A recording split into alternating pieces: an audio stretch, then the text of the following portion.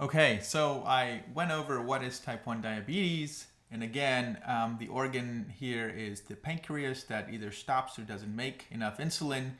And what's important to understand about type 1 diabetes is that you don't do anything to get this. This is not the fault of the child, or they didn't eat something, or mom didn't not do something, or dad did not do something. It is what we call autoimmune. So an autoimmune condition is one in which the body sort of gets confused about self versus non-self and attacks a particular organ within the body thinking that it doesn't belong. And as it attacks it, it destroys it in the process. So in type 1 diabetes, specifically, it's the beta cells. It's not the entire pancreas. It's the beta cells of the pancreas that make insulin that undergo this autoimmune attack. And it's fairly random. There might be some genetic predisposition and risk, but that sort of is beyond the scope of this presentation today.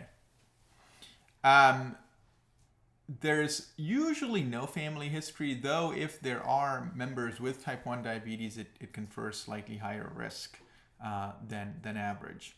It's important to remember that type 1 diabetes can be diagnosed at any age. It used to be called juvenile, or we used to think that only children got it, but actually it can be diagnosed at any age, in the 60s, 70s, well into adulthood. And importantly, because it is a lack of insulin, there's not enough insulin in the body, the only way to treat type 1 diabetes today, in 2023, is with insulin. And insulin is given as subcutaneous injections, which we will discuss. There is an intranasal form, but it is not approved in pediatrics at this time.